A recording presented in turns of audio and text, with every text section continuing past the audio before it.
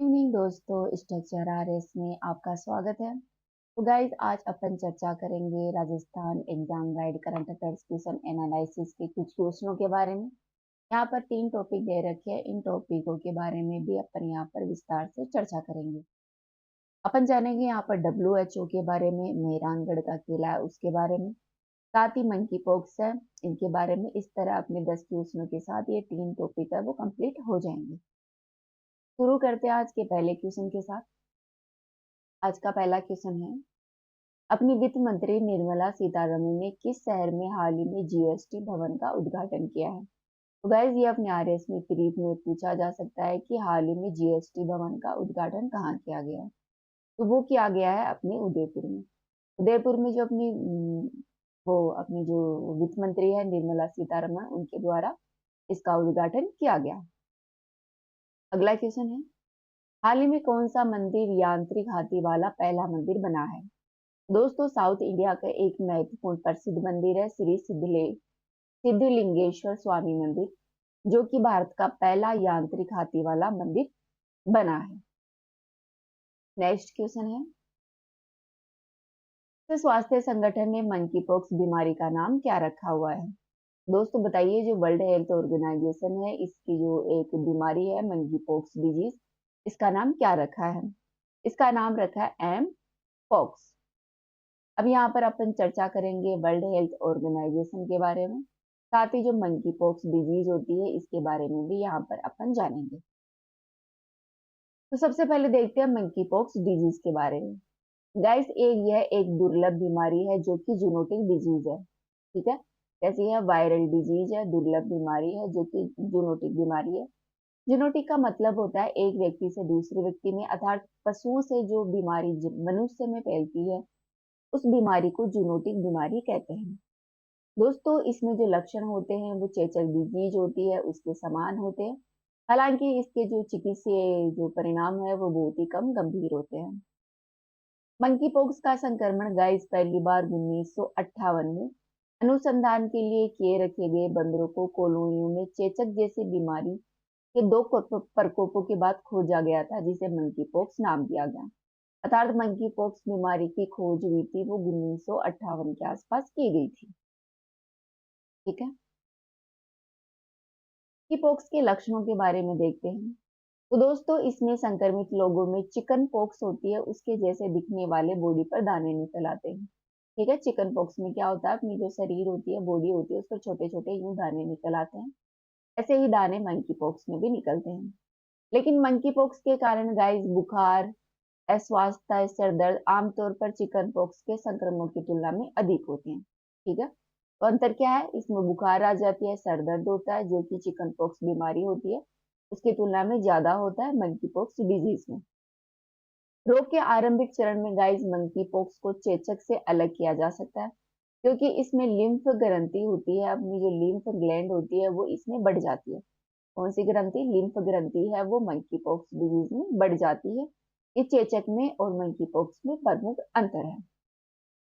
इसके संचरण के बारे में बात करें, अर्थात ये फैलता कैसे है, तो मंकी पॉक्स वायरस है गाइस वो जंगली जानवरों जैसे कि करतंकों, प्राइमेट्स आदि से फैलता है, जो कि इन जानवरों से लोगों में फैलता है और ये फिर ह्यूमन टू ह्यूमन फैल जाता है।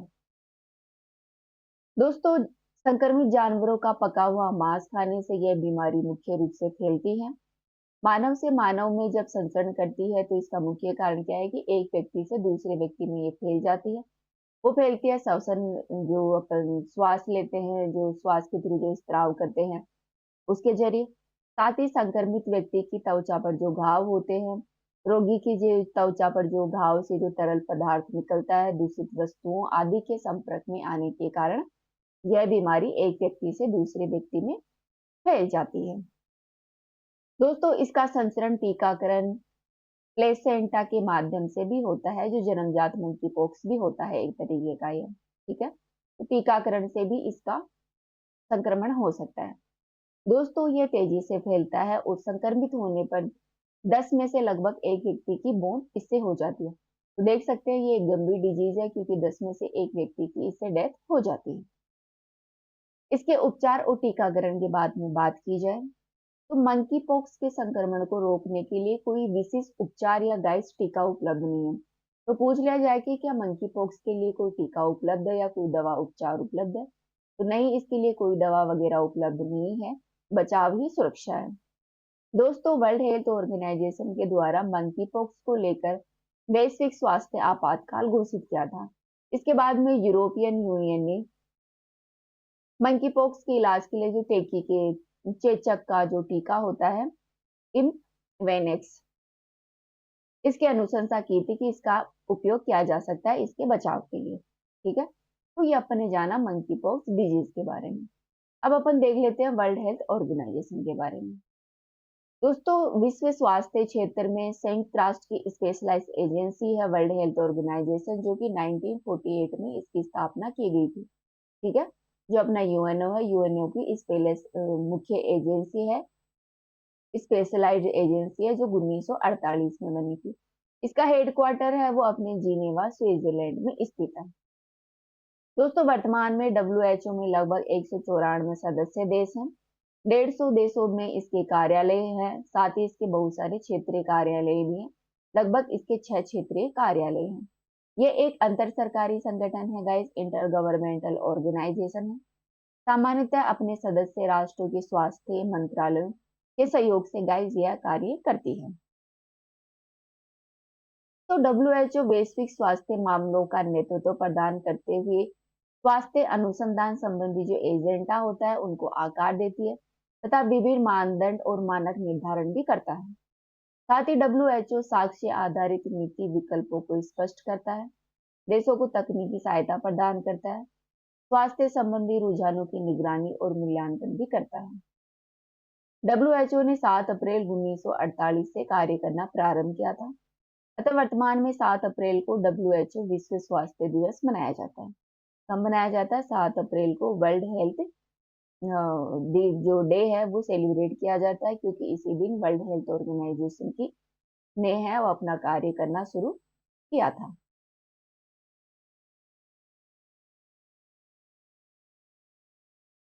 डब्ल्यूएचओ के उद्देश्य और कार्यों के बारे में बात की जाए तो गाइस, अंतर्राष्ट्रीय स्वास्थ्य संबंधी कार्यों के पर निर्देशन समन्वय प्राधिकरण के रूप में यह कार्य करता है।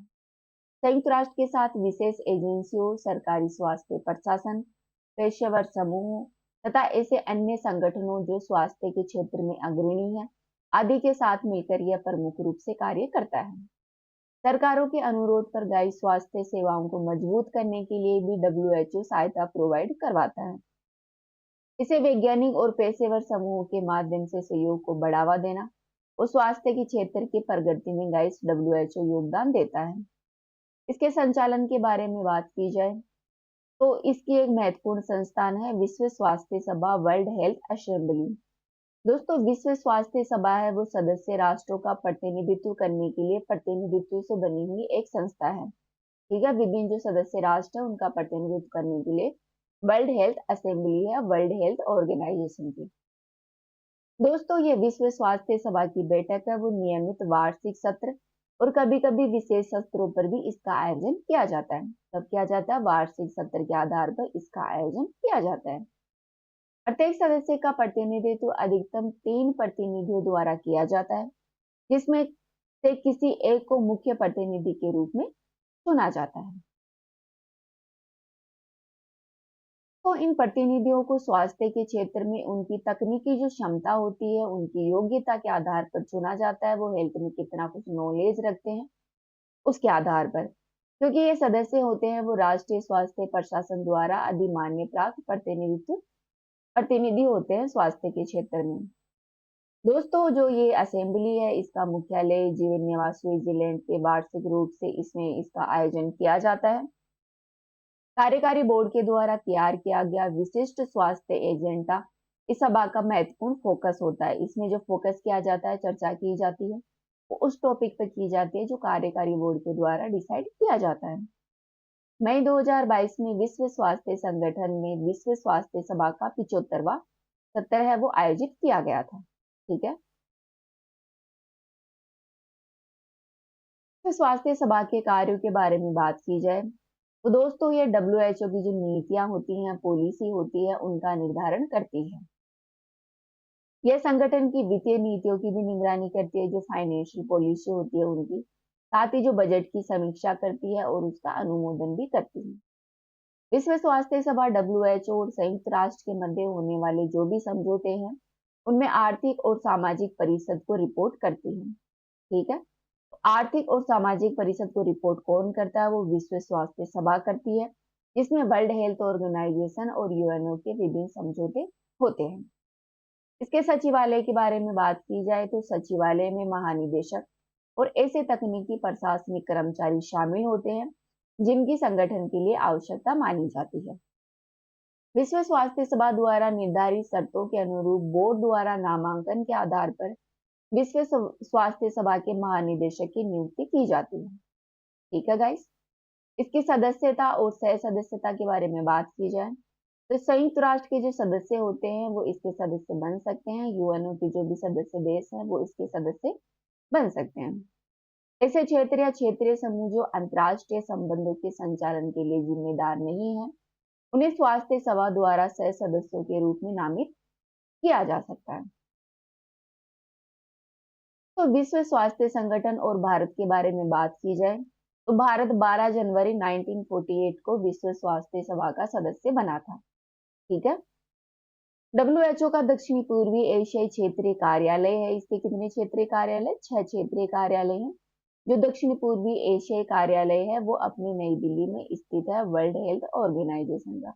भारत इसका सदस्य बना था 1948 में। जब ये बना था, इसने कार्य करना शुरू किया था उसी साल 12 जनवरी को बना था। ठीक है।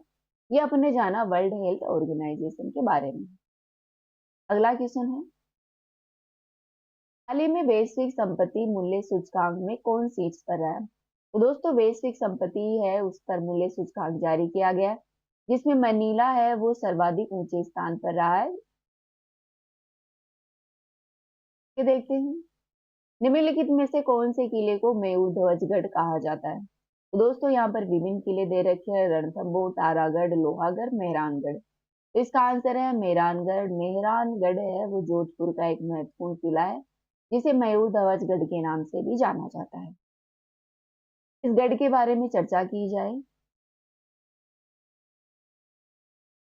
दोस्तों, यह गढ़ है वो जोधपुर में स्थित है। जोधपुर को सन सिटी के नाम से भी जानते हैं। इस नाम से सन सिटी जोधपुर में स्थित है ये। इसको गाइस गढ़ चिंतामणि के नाम से भी जाना जाता है। ध्यान रखना, इट इज वेरी इंपॉर्टेंट कि गढ़ चिंतामणि के नाम से किस किले को जाना जाता है, तो वो है मेहरानगढ़ का किला। इसके संस्थापक गाइस राव जोधा थे। कौन थे? राव जोधा ने इसकी स्थापना करवाई थी मेहरानगढ़ के किले की। इसकी नींव पड़ी थी 13 मई 1467 में। चिड़ियाटुक पहाड़ी है जोधपुर में, वहां पर चिड़ियाटुक पहाड़ी, जो मेहरानगढ़ की जो पहाड़ियां है वहां पर एक पहाड़ी है चिड़ियाटुक पहाड़ी, वहां पर ही मेहरानगढ़ किले का निर्माण किया गया है। दोस्तों कहा जाता है कि इसकी जब नींव लगी थी उसमें रजिया, जिसका नाम राजा राम था, राजा राम नामक रजिया नामक व्यक्ति को यहाँ पर जिंदा दफनाया गया था। गाइस इस जो ये अपना मेहरानगढ़ का किला है, इसकी आकृति मयूर आकृति होने के कारण इसे मयूर ध्वज या मयूरानागढ़ के नाम से भी जाना जाता है। एक ब्रिटिश साहित्यकार थे रूडयार्ड कीपलिंग। दोस्तों रूडयार्ड कीपलिंग ने इस किले को देवताओं, परियों और फरिश्तों द्वारा निर्मित बताया था। तो देखिए रूडयार्ड कीपलिंग ने। तो ये लाल बलुआ पत्थर से बना हुआ किला है। कौन से पत्थर से? लाल बलुआ पत्थर से बना हुआ है। यहाँ पर मोती महल है। मोती महल का निर्माण है यहाँ पर वो सुर सिंह ने करवाई थी, जो कि सुनहरी अलंकरण छत और दीवारों पर यहाँ पर सोने की पॉलिसी की गई है, जिसके लिए यह प्रसिद्ध है मोती महल। इसके अलावा ध्यान रखना, यहाँ पर तीजा मांझी का मंदिर भी है। कौन सा मंदिर है? तीजा मांझी का मंदिर। जोधपुर नरेश मान सिंह की रानी थी भटियाणी प्रताप कुंवरी ने इसका निर्माण करवाया था। इसका पुनर्निर्माण करवाया था, क्योंकि यह पहले जब बना था तो यह धंस गया था। बाद में 1857 में यहाँ पर प्राण प्रतिष्ठा की गई थी। तो ध्यान रखना, तीजा मांझी का मंदिर कहाँ है? वो मेहरानगढ़ के किले में है। महामंदिर है वो भी मेहरानगढ़ के किले में है, जो कि जोधपुर शासक मान सिंह ने नाथ संप्रदाय के सम्मान में बनाया था महामंदिर। कुंज बिहारी मंदिर है वो विजय सिंह की पत्नी थी गुलाब राय ने बनवाया था यहाँ पर। ठीक है। दोस्तों यहाँ पर एक फूल महल है जिसका निर्माण अभय सिंह ने करवाया था। यह पत्थर और बारीकी जुदाई से जादुई से प्रसिद्ध है। तख्त विलास, अजीत विलास और उम्मेद विलास यहाँ पर प्रमुख अन्य महल हैं। दोस्तों यहाँ पर एक श्रृंगार चोटी है जो कि किस लिए प्रसिद्ध है। यहाँ पर जोधपुर शासक होता था, उसका राज तिलक किया जाता था। ध्यान रखना, श्रृंगार चोटी क्या है, जहाँ पर शासकों का राज तिलक किया जाता था। साथ ही यहाँ पर चामुंडा माता, मुरली मनोहर और आनंदगंज जी का मंदिर भी है। दोस्तों राठौड़ों की कुल देवी थी नागमेजी माता। साथ ही भूरे खां की मजार भी यहाँ पर स्थापित है। यहाँ पर महाराजा मान सिंह पुस्तक प्रकाश केंद्र भी स्थित है। साथ ही यहाँ पर दो जलाशय हैं, एक तो रानीसर जलाशय, एक पदम सागर जलाशय। दोस्तों रानीसर जलाशय है, इसका निर्माण जोधा ने बनवाया था, जोधा ने करवाया था इसका निर्माण, जिन्हें कहा जाता है हाड़ी रानी जसमादेव। हाड़ी रानी जसमादेव ने रानीसर तालाब का निर्माण करवाया था मेहरानगढ़ के किले में। यहाँ की वास्तुकला के बारे में बात करें तो गाइज यहाँ पर अच्छी खासी नक्काशी की गई है, मेहराब है, झरोखे हैं। साथ ही जो किला है वहां पर जालियों का अच्छा खासा आप सजावट देख सकते हैं। इसके अलावा यहाँ पर भूरे खां की मजार, कीरत सिंह की छतरी और धन्ना बीवा की छतरी भी यहाँ पर आप देख सकते हैं। दोस्तों वीर दुर्गादास की स्वामी भक्ति का प्रतीक माना जाता है मेहरानगढ़ के किले को। यहाँ पर दो तोपें बहुत ही प्रसिद्ध है, एक का नाम है किल किला और एक का नाम है भवानी तोप। पूछ लिया जाए कि किल किला और भवानी तोप कौन से किले में प्रसिद्ध है, कौन से किले में रखी हुई है, तो ये अपने मेहरानगढ़ में रखी हुई है। इसके अलावा यहाँ पर अन्य तोपें भी हैं जैसे कि शंभू बाण, गजनी खा, जमजमा, बिच्छू बाण, रहस्य कला, गुड़घाणिद, नीरबख्श, गजक और नुसरत, ये प्रमुख तोपें हैं जो कि इस किले में रखी हुई है। तो ये अपन ने चर्चा की मेहरानगढ़ के किले के बारे में। अगला क्वेश्चन है अपना, इस अफ्रीकी देश में दुनिया का दूसरा सबसे बड़ा हीरा मिला है। तो गाइस जो बोत्सवाना है वहां पर दुनिया का दूसरा सबसे बड़ा हाल ही में हीरा प्राप्त हुआ है। आगे है, हाल ही में खबरों में रहा टुम्बर बांध किस राज्य में है। दोस्तों टुम्बर बांध है वो बांग्लादेश और भारत के बीच में विवादित क्षेत्र है, विवाद के कारण ये न्यूज में रहता है। तो ये अपने त्रिपुरा में स्थित है, जहां पर एक नदी है गोमती नदी, वहां पर ये स्थित है। आगे है, 78वें स्वतंत्रता दिवस पर निम्न में से किसे सबसे अधिक पुलिस वीरता पदक मिले हैं। तो गाइस जो अपना केंद्रीय रिजर्व पुलिस बल है इसको सबसे अधिक पुलिस वीरता पुरस्कार है वो दिए गए हैं।